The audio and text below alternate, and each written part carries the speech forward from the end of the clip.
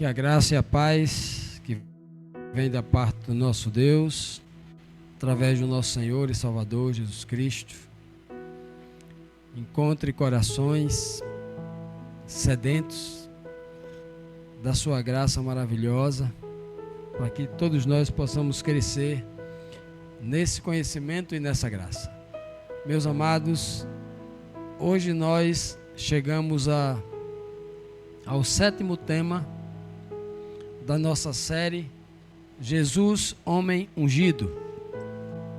Hoje nós iremos ver o tema Um Homem no Céu. Quem é esse homem? Jesus, o Cristo. Esse tema, com ele nós concluiremos toda a série. Essa série que nós verificamos os 6 primeiros assuntos, foi tratando de todo o tempo em que Jesus passou aqui na terra, da sua total dependência do Pai, da sua necessidade, como todos nós seres humanos, nós vimos todas as suas necessidades. Vimos também quando o Senhor Jesus fazia os milagres, as pregações, tudo isso era o poder de Deus operando através dele. Portanto, hoje nós vamos tratar desse último tema, né? O último tema da nossa série. E todos os irmãos aí que queiram conhecer todo o assunto, basta ir lá na TV Ama, está lá uma playlist com a série. Lá tem uma série de playlists. Você vai na playlist e tem estudos completos lá dentro de cada lista de estudo. Tem o Apocalipse, tem o Daniel, todos lá, as profecias de Daniel, as profecias do Apocalipse. Tem a série do Santuário, tem a série dos milagres, os ensinamentos que há por trás dos milagres. E tem muitos outros estudos bíblicos lá. Nós temos mais de 100 vídeos lá com estudos que você pode ter uma abundância de informação. Então, portanto, hoje vamos concluir a nossa série Jesus, Homem Ungido. Quem subiu ao céu para estar à direita do Todo-Poderoso? Foi um ser divino ou um ser humano? Essa é a pergunta principal que nós vamos responder com esse estudo. Quem foi que subiu? 99% das igrejas evangélicas cristãs, das igrejas cristãs, não evangélicas, cristãs, né? Do mundo, acreditam que quem subiu foi um ser divino ou um Deus que subiu para lá. Ao ressuscitar, ele toma a divindade de volta ou toma, né? E se torna um Deus e sobe para o céu. O que a Bíblia Sagrada ensina sobre essa questão? Este estudo tem como objetivo responder a essa e outras perguntas sobre a identidade de Jesus após a sua ressurreição. Trata-se de um tema crucial para compreendermos o amor de Deus e de Cristo, bem como a profundidade dos sacrifícios que ambos fizeram em favor da raça humana. Essa verdade certamente tocará o seu coração, o meu coração, o coração de quem está buscando a verdade. Disse-lhe Jesus: não me detenhas, porque ainda não subi para meu Pai, mas vai para meus irmãos e dize-lhes que eu subo para meu Pai e vosso Pai, para meu Deus e vosso Deus.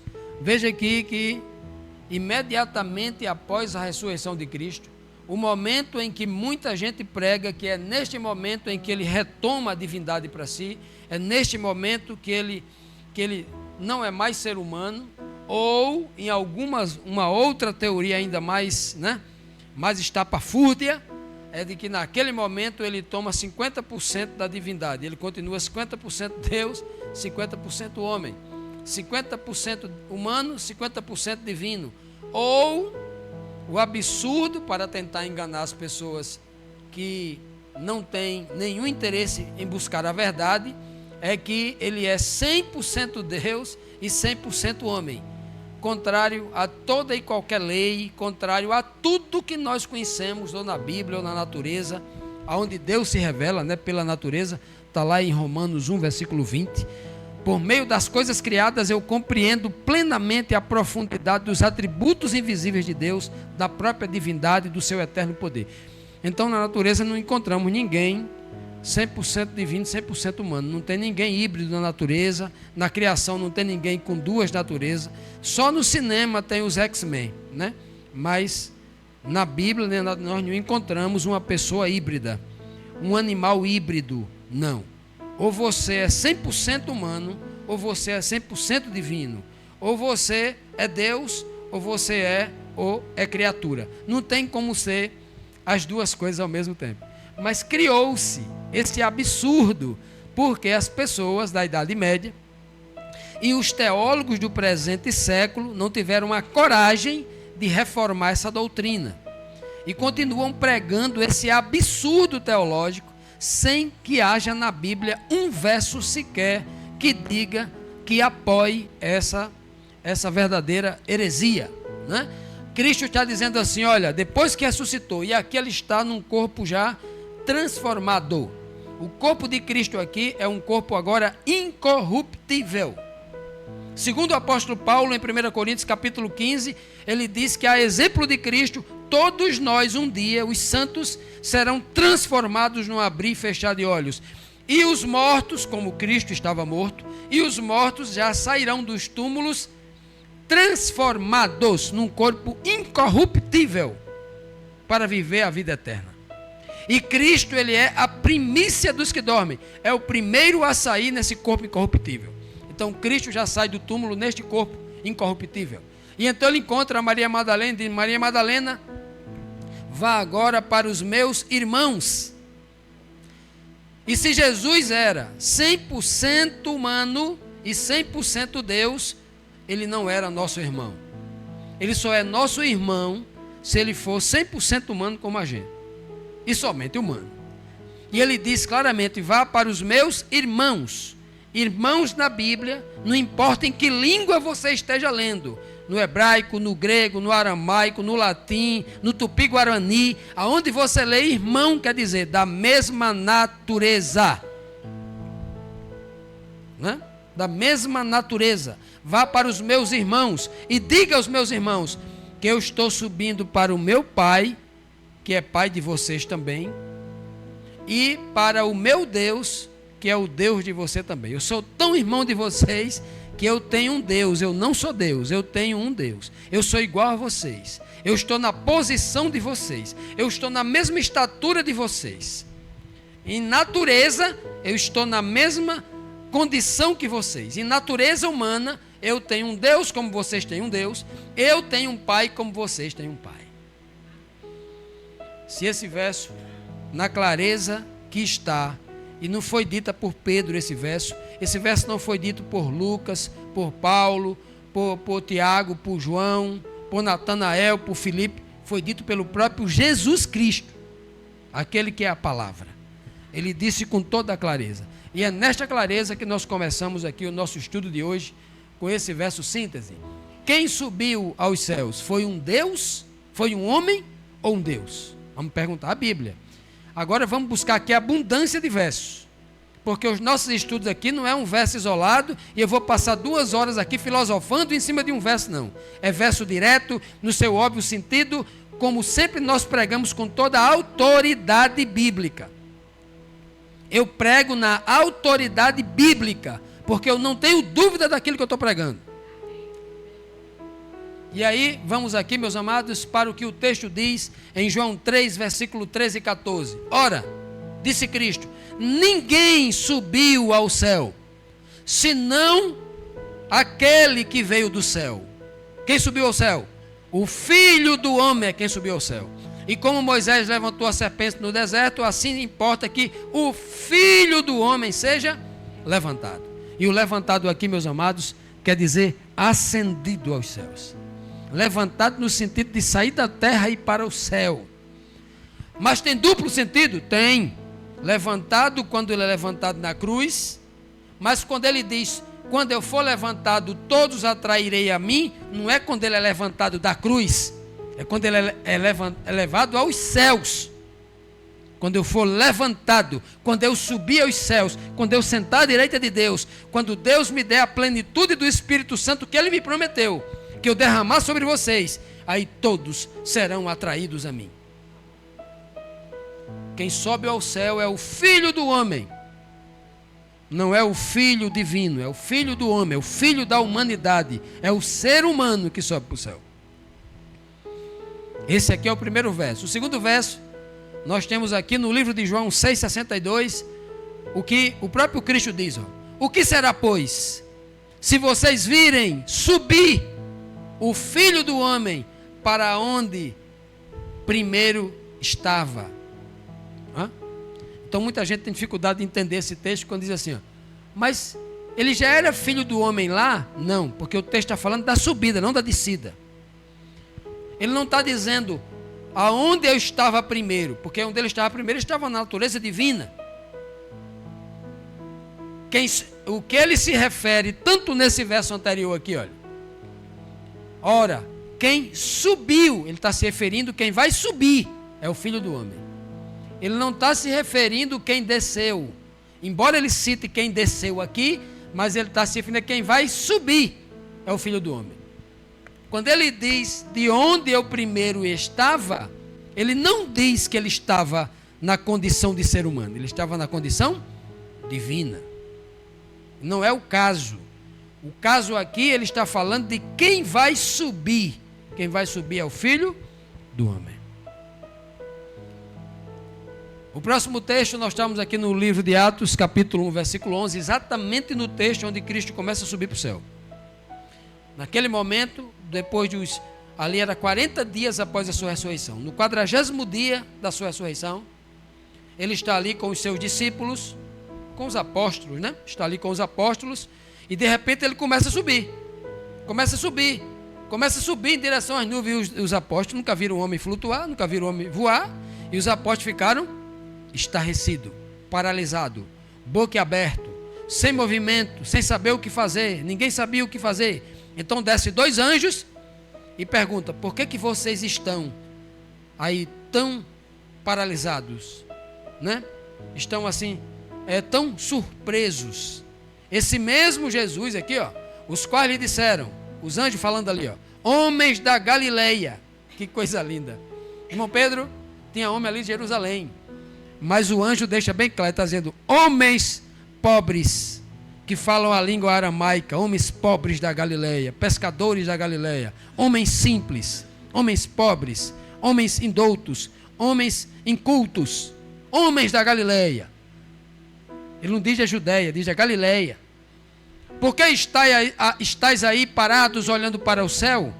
Esse mesmo Jesus, que dentre vós foi elevado aos céus, foi tomado do meio de vós. O dentro de vós quer dizer alguém que era como vocês, que foi levado para o céu, há de vir da mesma maneira que o viste subir. Do mesmo modo, do jeito que ele está subindo, ele vai descer. Do mesmo modo quer dizer que Cristo vai descer do céu e vai pisar na terra? Não. Se for da mesma maneira que ele está dizendo ali, Cristo vai pisar na terra. E Cristo disse em Mateus 24, se alguém disser que o Filho do Homem está no quintal da tua casa ou está lá no deserto, não saiais. Porque ele não pisa nessa terra. Ele vai vir como um relâmpago que sai do Oriente até o Ocidente. E Pedro complementa dizendo que lá dos ares ele vai enviar os seus anjos à terra para... Então quando ele diz de uma mesma maneira, ele está dizendo na mesma natureza, do mesmo jeito visível que vocês estão vendo. Não é outra pessoa. Quando ele chega no céu, ele se transforma num Deus, não. E ele diz mais, esse mesmo é o mesmo, é a mesma pessoa, não é outra pessoa. É a pessoa na mesma natureza, não é noutra natureza. Esse mesmo Jesus, homens da Galileia, o mesmo Galileu, é ele quem virá. Quem está no céu? É o segundo carro. Vamos saber agora quem está. A gente sabe quem subiu. A gente já viu aqui, né, Eva? Quem subiu. Nós já vimos aqui o verso base. Nós estamos aqui numa ordem cronológica, perfeitamente cronológica. levando em consideração todos os acontecimentos e com abundância de versos, que é para ninguém ter dúvida. Então Jesus é aquele que logo quando ressuscitou, quando ele sai do túmulo, ele diz: eu continuo irmão de vocês, sou irmão de vocês, eu continuo tendo um Deus, eu não virei um Deus, eu não sou igual ao Pai, não sou co-igual com o Pai, como dizem por aí, eu tenho um Deus, eu sou irmão de vocês, e todos nós juntos temos o mesmo Pai, estamos na mesma condição de paternidade, de necessidade de um Pai. Olha que coisa linda. Aí nós vimos aqui agora que quem sobe aos céus, dito pela própria boca de Cristo antes disso acontecer, e obviamente durante, é o Jesus Cristo, o mesmo Jesus, não é outra pessoa. E agora vamos saber quem está no céu. Será que quando ele chegou lá, ele se transformou? Deus transformou ele em outra pessoa? Deus mudou a sua natureza? Isso está escrito em algum lugar, porque está escrito lá no livro de Filipenses 2, que a gente viu aqui, que Cristo, para vir como ser humano, ele se esvaziou da sua natureza divina, para assumir a natureza, plenamente a natureza humana. Está lá escrito, em Filipenses 2, 5 a 7. Mas nós não encontramos em nenhum lugar da Bíblia um texto dizendo que ele foi preenchido de volta, tomando, não tem escrito em lugar, Paulo não escreveu isso, no capítulo 2 de Filipenses, que deveria estar lá em Filipenses 2, mas Deus o ressuscitou, Deus o elevou à condição de soberano lá em Filipenses 2, 9, era para Paulo ter dito ali, e então ele se esvaziou da natureza divina, e assumiu plenamente a natureza, se esvaziou plenamente da natureza humana, e foi preenchido, se tornou totalmente divino. Paulo não diz isso, no capítulo em que deveria ter dito, Filipenses 2, versículo 5 a 7, e no versículo 9 ele diz que Deus o eleva à condição de soberano, mas Paulo não diz, né?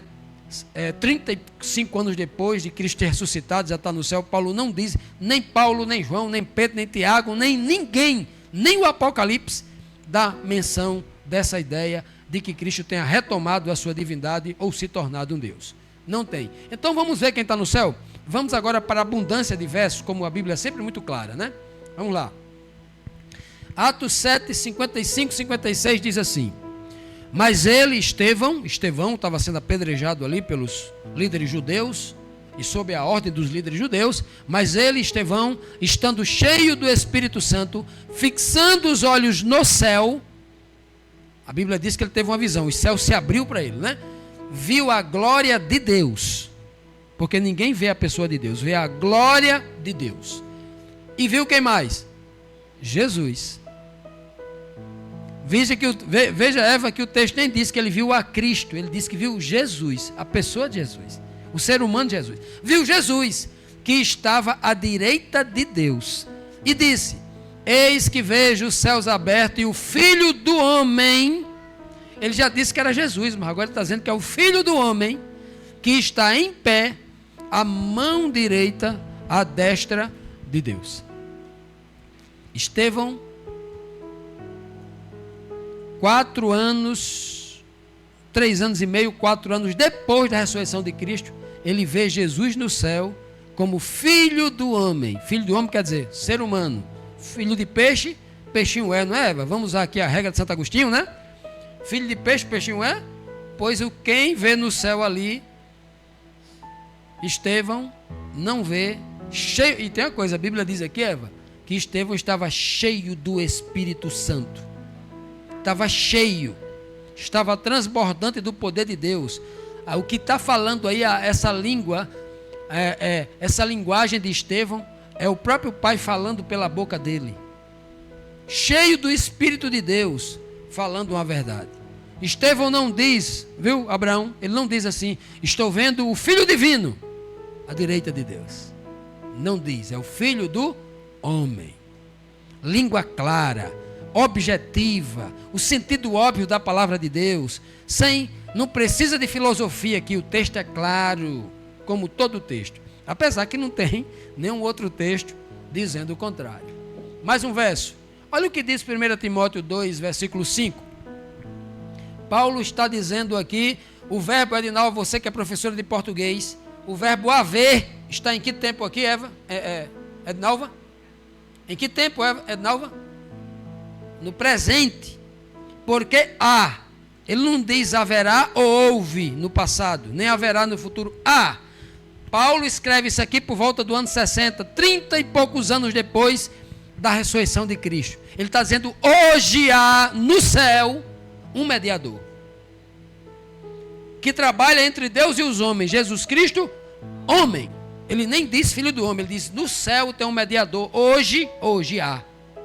Um homem no céu que medeia entre Deus e a humanidade, Jesus Cristo. Hoje, a época em que Paulo escreve aí para Timóteo, orientando Timóteo.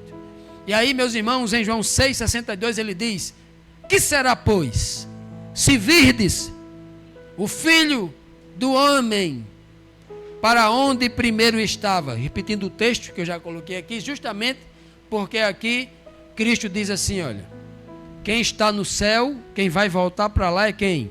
Lá no céu, é o Filho do homem. E não, tem mais verso. No livro de João 3,13, quando Jesus vai falar ali com Nicodemos, ele diz assim, ora, ninguém subiu ao céu, senão o que desceu do céu, o Filho do homem que está no céu. Olha só, o que ele diz para Nicodemos. Deixa eu perguntar para vocês. Essa turma, esse verso aqui que está no céu, essa parte final, tem uma série tem versões da Bíblia que vai ter observações acerca disso, né? Alguns versos entendem que o termo é estará no céu, ou que estava no céu, que veio primeiro de lá, para corroborar com todo o contexto. Mas o principal do texto aqui, se nós dissermos que ele falou está no céu, nós só temos uma forma de entender esse verso. É que Cristo está dizendo, a mente dele, mesmo estando aqui na terra, já está vivendo a espiritualidade do reino de Deus, do reino dos céus. Como ele diz, eu já não sou desse mundo, estando aqui no mundo. Ele disse, meu Pai, eu não estou mais no mundo, estando no mundo, mas eles estão, né? Então tem essa figura de linguagem. Então Cristo está dizendo que quem estaria no céu é o Filho do homem. Meus amados, aqui em Apocalipse 1,13, olha quem João vê já no ano 100, aqui Eva, 70 anos depois da ressurreição de Cristo, aproximadamente 70 anos, diz assim o texto, ó, e João viu entre os candelabros alguém, referindo-se a Cristo, porque ele vai descrever que é Cristo, né? Se você ler o verso 14 até o 19, você vai ver que é Cristo.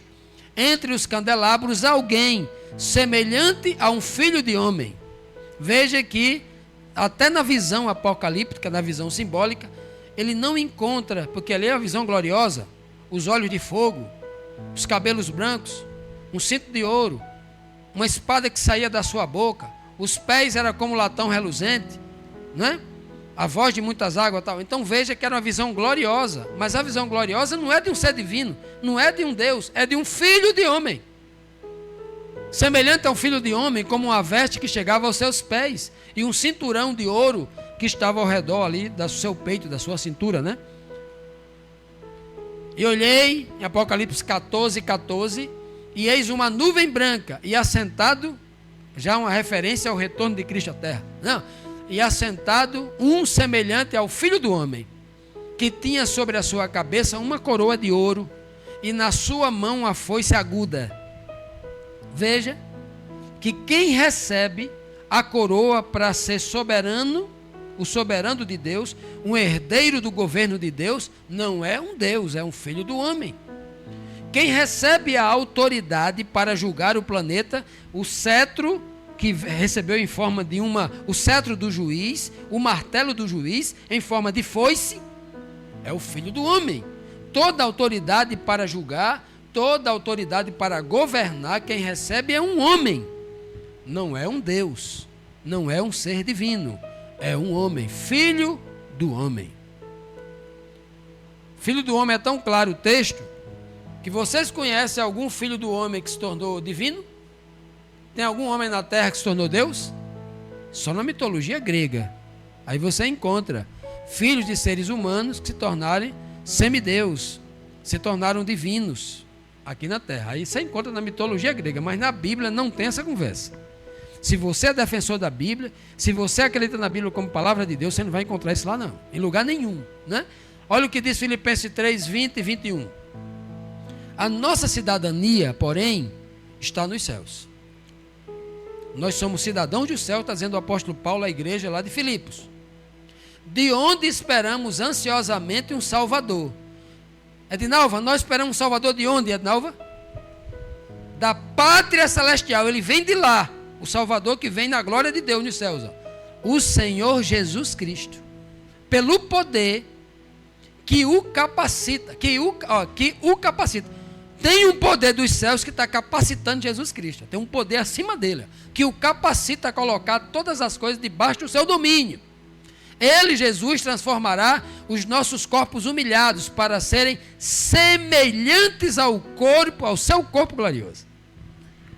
Veja que Jesus, se Jesus se transformou um Deus ou num ser divino, nós também seremos divinos ou seremos deuses. E aí está o problema que a teologia não consegue explicar. Veja que o que aconteceu com Cristo é o que acontecerá com todo ser humano que será salvo. Não se tornará num Deus, não se tornará num ser divino. Ele apenas será transformado. Um corpo mortal será revestido da imortalidade. O corpo corruptível será revestido da incorruptibilidade. Qual a dificuldade de entender revestido? Revestido quer dizer vestir por cima daquilo que já estava vestido. Revestir. Sabe por quê, Nalva? A Bíblia diz que ele diz revestir. É porque nós nunca perderemos a nossa humanidade. Por debaixo de nós vai estar sempre aquele ser humano que aqui viveu. E se um dia nós pecarmos de novo, morreremos de novo. Por isso que é revestido. Paulo diz com toda a sabedoria do mundo, seremos revestidos. Assim como Cristo foi revestido da imortalidade e da incorruptibilidade. E recebeu um corpo glorioso, como nós também, segundo Paulo, iremos receber. 1 Coríntios 1, 15 e 20. Mas de fato, Cristo ressuscitou dentre os mortos e foi feito as primícias dos que dormem. Veja bem, meus amados, que agora Paulo, falando aqui a igreja dos Coríntios, capítulo 15, versículo 20, ele vai dizer com toda clareza aqui, se de fato Jesus ressuscitou dentre os mortos, ele ressuscitou de fato ou não? Alguém tem dúvida aqui, Jesus ressuscitou dentre os mortos? Se alguém tem dúvida que ele ressuscitou, pode ir para cá, você está perdendo tempo aqui, é vã a sua fé, você está perdendo tempo aqui, não adianta você nem dizer que crê mais na Bíblia, problema, não. Cristo ressuscitou dentre os mortos e foi feito o primeiro, primícia, o primeiro a sair dentre os mortos num corpo incorruptível. Antes de Jesus Cristo, outros homens saíram, outras pessoas foram ressuscitadas. O filho da viúva de Sarepta, o filho da viúva de Naim, a filha de Jairo, Lázaro. Essas pessoas voltaram à vida, mas não num corpo incorruptível. Cristo é o primeiro a sair da sepultura num corpo incorruptível, num corpo preparado por Deus para viver a eternidade. Ok? Um corpo que não se cansa, um corpo que não se fatiga, um corpo que não tem sede, um corpo que não tem fome, um corpo que não se cansa, um corpo que não envelhece. Um corpo que recebe vida direto de Deus. Não é a vida de um prato de comida, não é a vida de uma árvore, não. É Deus a fonte da vida. E é dessa fonte que os santos precisam beber também. Ensino ungido. Agora vamos ouvir alguém que estava cheio do Espírito Santo. Quem está pregando aqui não é um fariseu, como alguns usam até a fala imprecisa de um fariseu para dizer que Jesus é Deus. Quem está falando aqui é um homem cheio do Espírito Santo. Não tem nenhum verso que eu estou usando aqui que não seja alguém que esteja cheio do Espírito Santo, falando, ensinando afirmações claras, diretas e objetivas. Então, quem está no céu, um homem ou um Deus? Vamos perguntar aqui quem está cheio do Espírito Santo. Atos 2, versículo 22 e o versículo 32, o apóstolo Pedro, cheio do Espírito Santo, no dia de Pentecostes, recebeu até uma língua de fogo na cabeça e fez a maior pregação que na verdade era o Espírito de Cristo que estava conduzindo ele, era como se fosse Cristo pregando ali. Ele diz assim: homens israelitas, escutai estas palavras, a Jesus Nazareno. Ele deixa bem claro, eu estou falando daquele que nasceu em Nazaré, daquele que nasceu, que mamou, que foi ensinado a andar, que a mãe educou ele, que os tutores dele ensinaram a ele. O homem não é um Deus, não é um divino. Homem aprovado por Deus entre vós, com maravilhas, prodígios, sinais, que Deus por meio dele, né? Que Deus fez no meio de vós, como vós bem sabeis. Deus ressuscitou a este Jesus. Que Jesus? O Nazareno homem. Deus ressuscitou a este Jesus. É a mesma coisa que o anjo diz. Este mesmo Jesus. Este Jesus do que todos nós somos testemunhas. Pedro não diz que o Pai ressuscitou outro Jesus. Um Jesus divino. Foi o mesmo Jesus. Até porque, Eva, ressurreição tem a ver com aquela pessoa que morreu. Se uma outra pessoa sai do túmulo, numa outra natureza, não é ressurreição. Ali é outra coisa. Ressurreição só se entende para aquela pessoa que naquela mesma natureza morreu e ressuscitou. Isso é ressurreição. Se Jesus ressuscitou, quem sobe do túmulo não é um outro ser de uma outra natureza, não. É a mesma pessoa daquela mesma natureza. Pois bem, Atos 2, 33 e 36, Pedro continua dizendo: de sorte que, quando Jesus foi exaltado pela destra de Deus, quando ele subiu aos céus, e tendo recebido do Pai a promessa do Espírito Santo, Jesus derramou, assim que recebeu do Pai, isto que vós agora vedes e ouvis. Saiba, pois, com certeza, toda a casa de Israel, que a esse Jesus, a quem vocês crucificaram, Deus o fez Senhor e Cristo. Olha só, de novo ele diz, a esse Jesus, no mesmo sermão, ele está dizendo o mesmo Jesus, não é outra pessoa.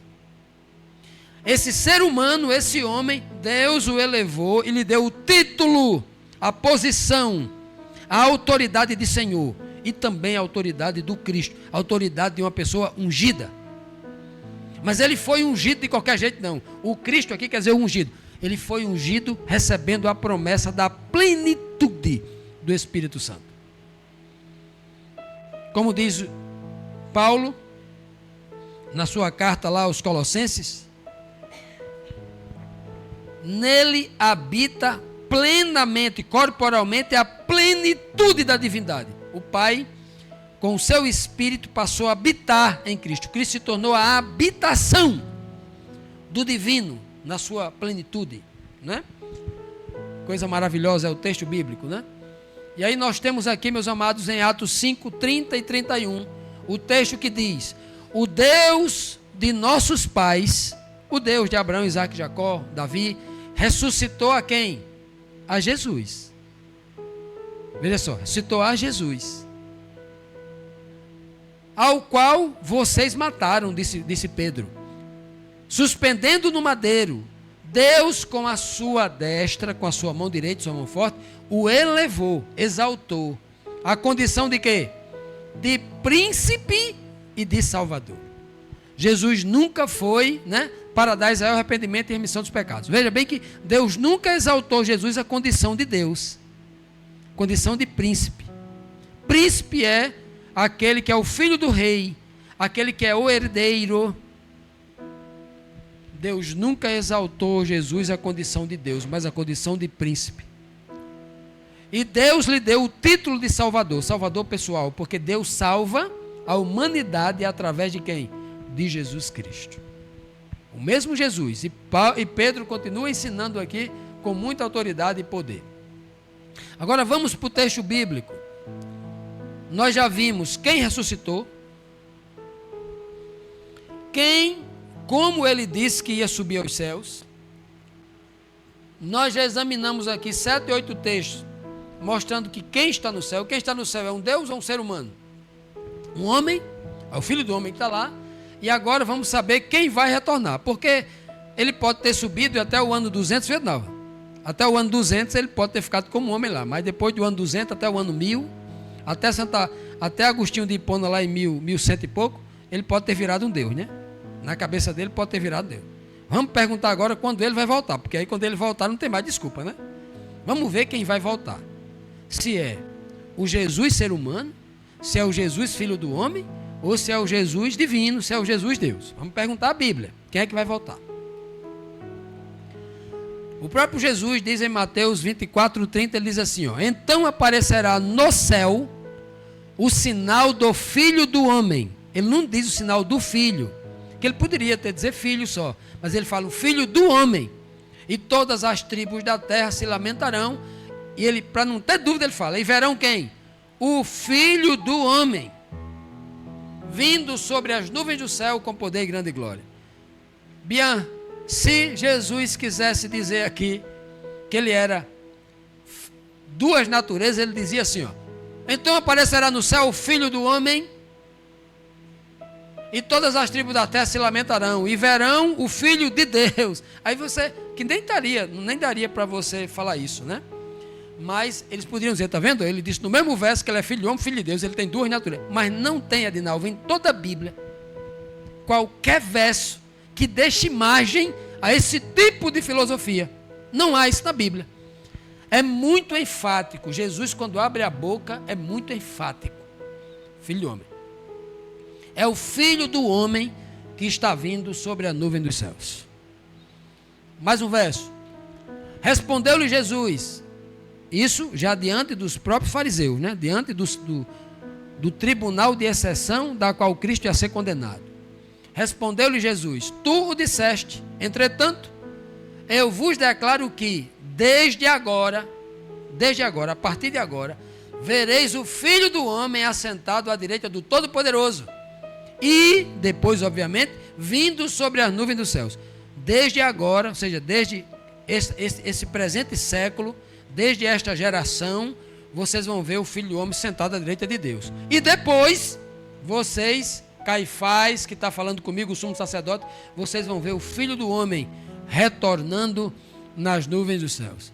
Quem vem nas nuvens dos céus é o Filho do Homem. Quem senta à direita de Deus é o Filho do Homem. Não é um Deus. Mais um verso, Cristo falando aqui, e acrescentou, em verdade vos digo, que vereis o céu aberto, e os anjos de Deus subindo e descendo sobre quem? O Filho do Homem. Uma referência também aqui ao retorno em glória de Cristo. Um homem que estava cheio do Espírito Santo, Simeão, que por ocasião da apresentação de Cristo ao templo, ele pegou o menino Jesus ali nos braços e o Senhor revelou isso a ele. Ele viria até um homem, né? Um Simeão, um homem, o Senhor usa ele cheio do Espírito Santo para dizer que os anjos de Deus viriam ao redor dele. Anjos por cima, anjos por baixo e Cristo no centro ali, o céu se abrindo e ele aparecendo, retornando em glória para buscar os santos. E agora vamos para o tipo, porque Cristo está nos céus, operando como, na tipologia, como sumo sacerdote, diz alguns, né? Então vamos perguntar à Bíblia, o que as Escrituras nos falam sobre esse detalhe. Preste muita atenção nisso, porque desde o Antigo Testamento, na tipologia, e vocês aqui desta igreja, os amados irmãos que nos acompanham já há bastante tempo, que já foram ensinados a interpretar a tipologia, já sabem que todo o Evangelho, toda a verdade já está no Antigo Testamento, tudo foi dito lá.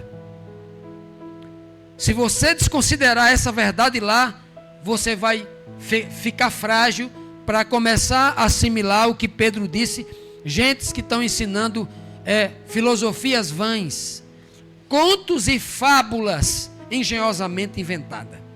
Se você não perder a estrutura, a base, o alicerce, o fundamento do tipo, você vai correr risco em ser enganado dessa forma. Olha o que diz, guarda esse verso, Levítico 21:10.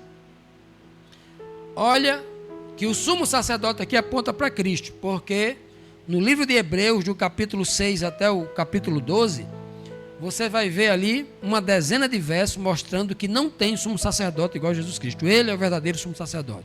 Nenhum outro teria condição de oficiar como sumo sacerdote diante de Deus. Só ele. Então todos os sumos sacerdotes que houveram no Antigo Testamento, Arão, Eli, Abiatar, Zorobabel, não importa quem, todos eles apontavam para Cristo. Olha o que diz o livro de Levítico. O sumo sacerdote, aquele que entre seus irmãos, o sumo sacerdote tinha que ser igual àquele que ele iria interceder por ele. Aquele que entre seus irmãos, que foi ungido com o óleo da unção e foi consagrado para vestir as vestes sacerdotais, não deve deixar a sua cabeça descoberta e nem rasgar as suas vestes. Olha que maravilha. Olhe bem para esse texto. Esse texto é uma das maiores revelações tipológicas de que Cristo é um sumo sacerdote hoje no céu, oficiando diante de Deus, no verdadeiro tabernáculo, que é a presença do Pai nos céus, que ele entrou nos céus, diz o texto. O texto de Hebreus diz que Cristo entrou nos céus, perante o Altíssimo. Não diz que é uma casa no céu, nem um templo no céu, não. Tem gente que não está lendo a Bíblia direito.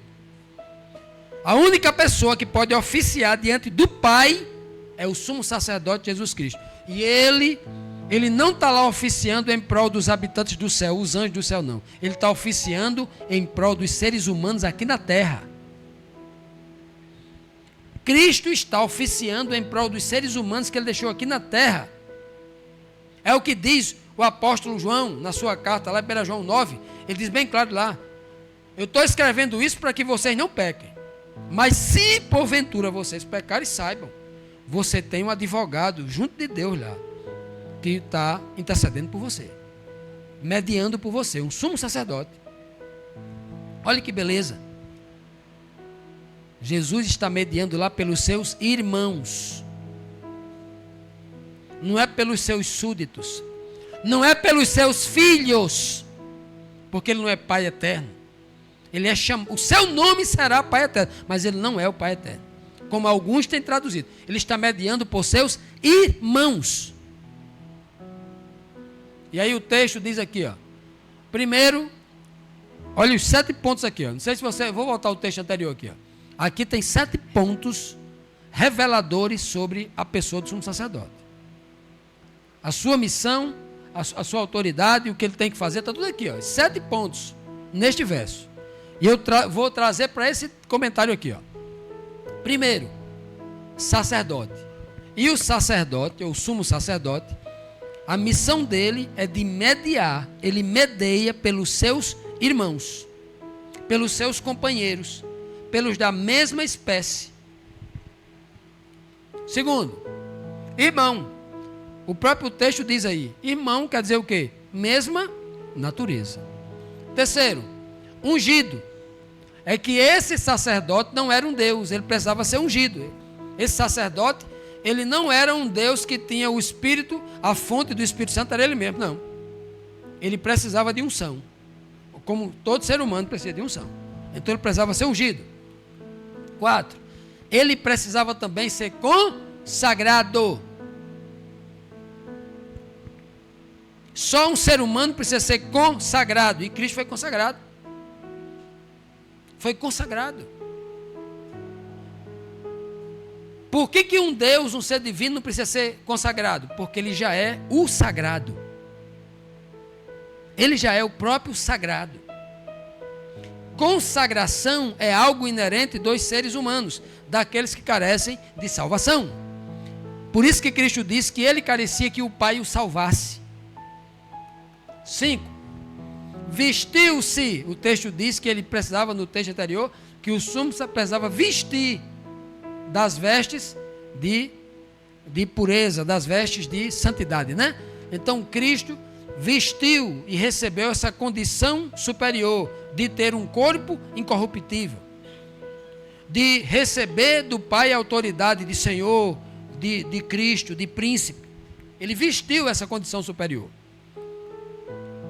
Ele precisava ter a cabeça coberta, que na tipologia quer dizer cabeça coberta. O sumo sacerdote tinha uma espécie de mitra na cabeça, né? Onde tinha santidade ao Senhor escrito.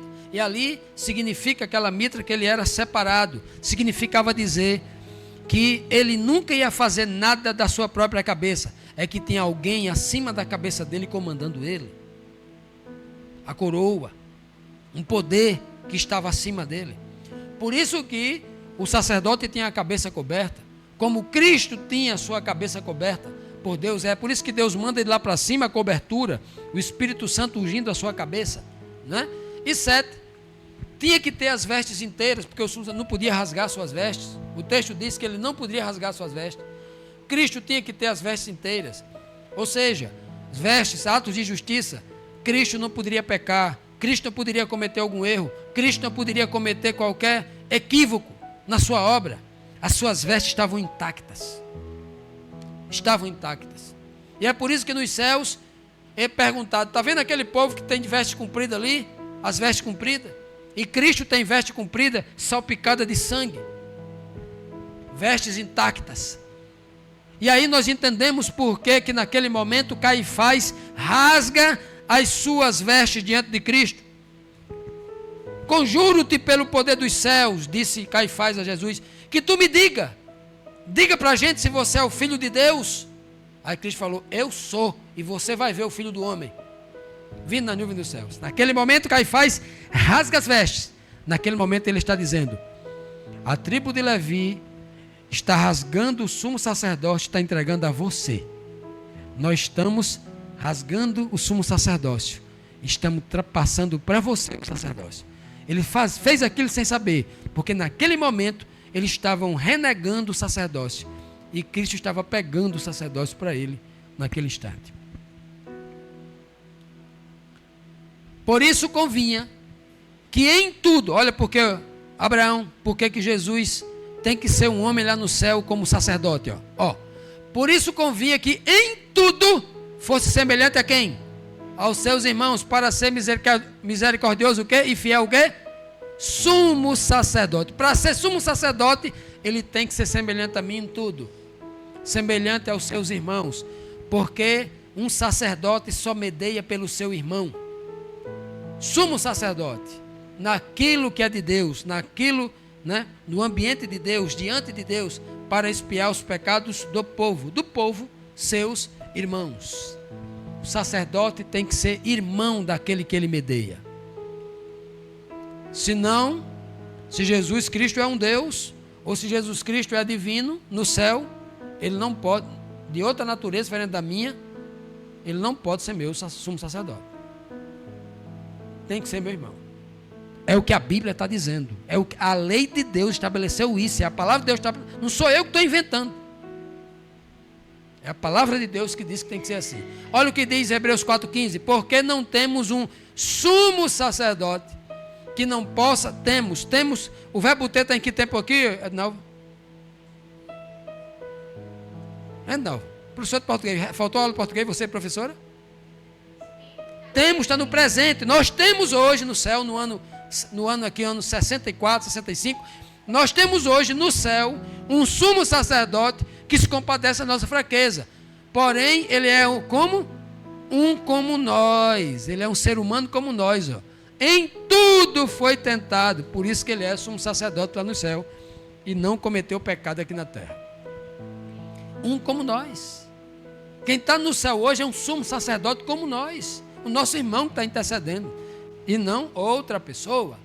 E aí, olha o que diz Hebreus 7:26. Tal sumo sacerdote era exatamente o que nós precisávamos. Não era como Arão, não era como Eli. O tal é Jesus aqui, ó. Ele é santo, inculpável, puro, separado dos pecadores. Edinalva, o que quer dizer separado dos pecadores? Isso quer dizer que ele era do meio dos pecadores. Separado quer dizer, Eva, santo. Ele se santificou. Ele era da nossa natureza e continua da nossa natureza. E ele foi separado. Não foi mudado a sua natureza. Nós somos convidados a separar-se do mundo. E quando eu me separo do mundo, eu não me torno um ser divino, eu continuo sendo ser humano. Separado, exaltado acima dos céus, ao contrário dos outros sumos sacerdotes. Ele não tem necessidade de oferecer sacrifício dia após dia, todo dia. Primeiro para os seus próprios pecados, que ele não cometeu. E depois pelos pecados do povo.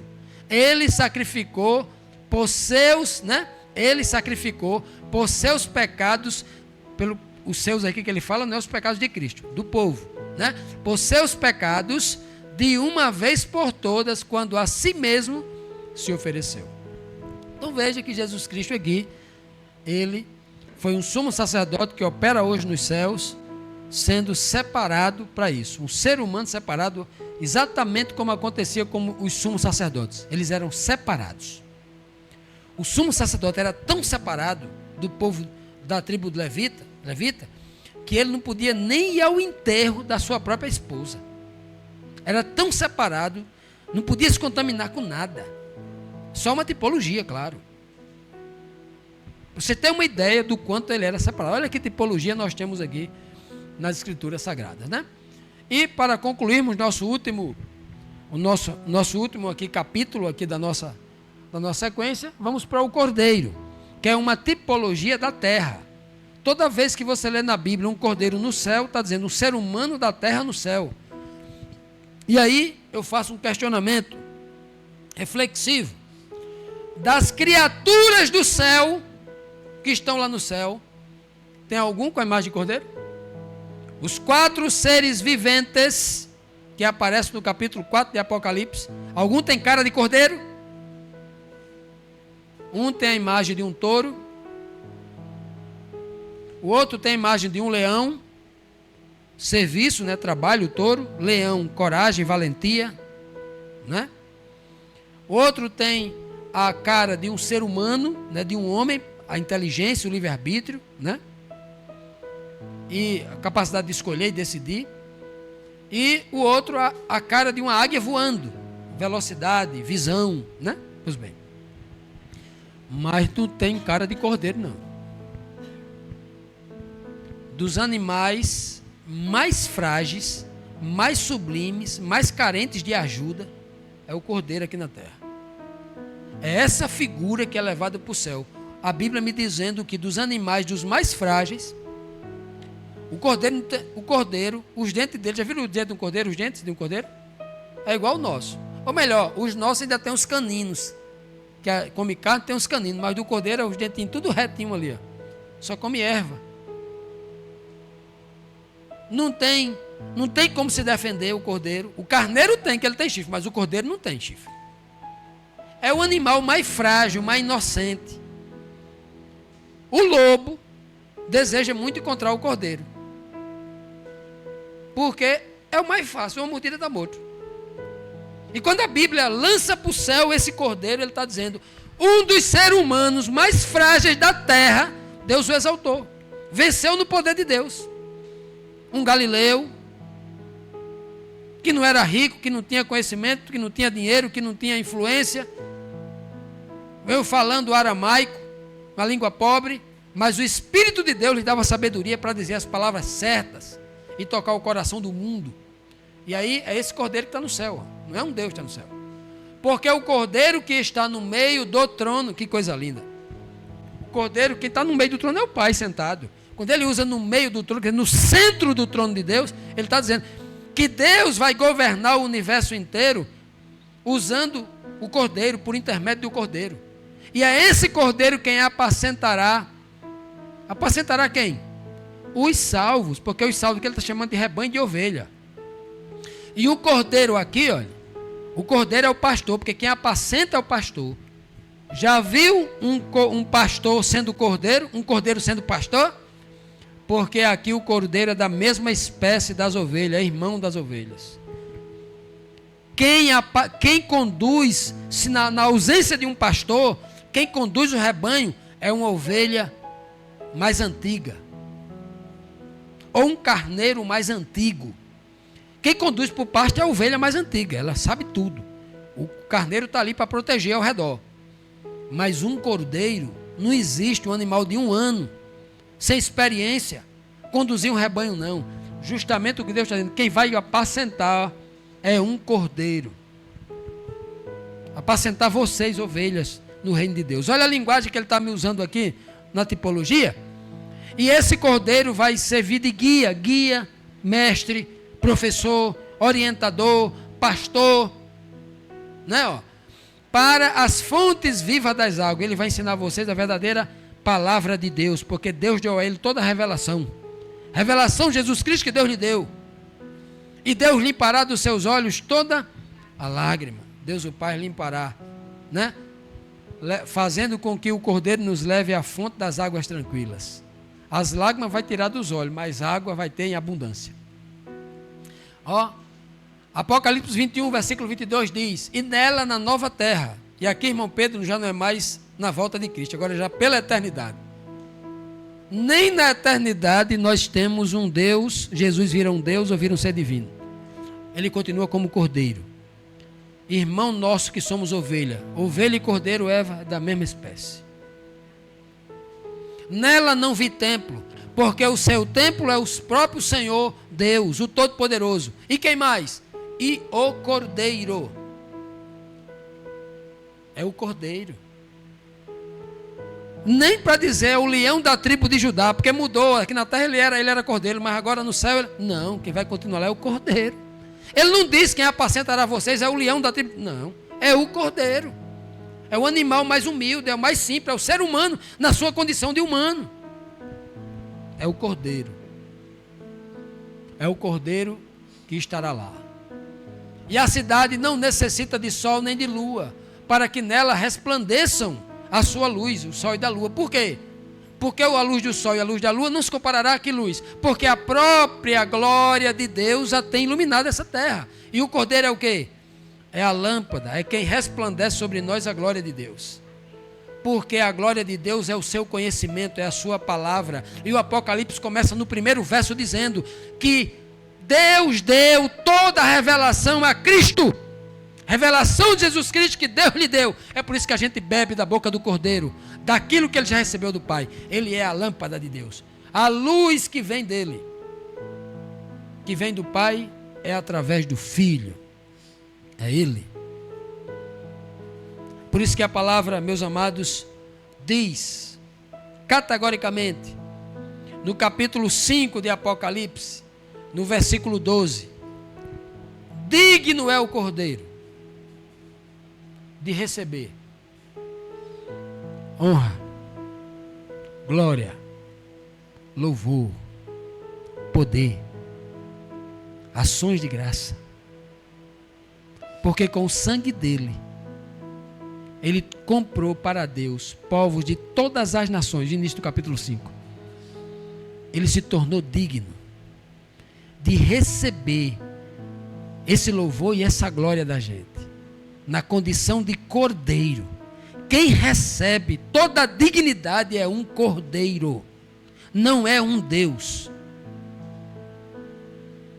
Deus recebe adoração, recebe louvor também, mas quando se refere à pessoa de Cristo, quem recebe ali a glória é um cordeiro. Ele é digno de todo o poder, toda a honra e toda a glória, porque o Pai lhe fez digno. Porque nós, com a nossa língua, estamos fazendo dele digno, pela nossa vida, pelo nosso testemunho, nós estamos dignificando esse cordeiro, pelo que ele fez conosco. Estamos exaltando a sua obra, que ele fez aqui para cada um de nós. Amados, concluímos dizendo, há abundantes versículos bíblicos que nos oferecem um alicerce seguro para crermos que Jesus Cristo, o Filho de Deus, mantém a mesma natureza humana desde o seu nascimento por Maria. A ressurreição não representa uma mudança de natureza, mas sim a restauração da vida da pessoa em sua natureza original.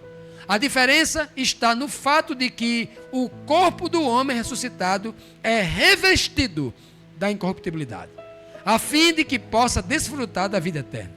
Assim como ocorreu com Jesus, nosso exemplo, acontecerá conosco, os santos. Que o Senhor nos abençoe, que o Senhor nos tome em suas mãos poderosas e que nos ensine a abrirmos o nosso peito em louvor e dizermos verdadeiramente do fundo da nossa alma: digno é o Cordeiro de receber toda a honra, todo o poder e toda a glória, em nome de Jesus, amém.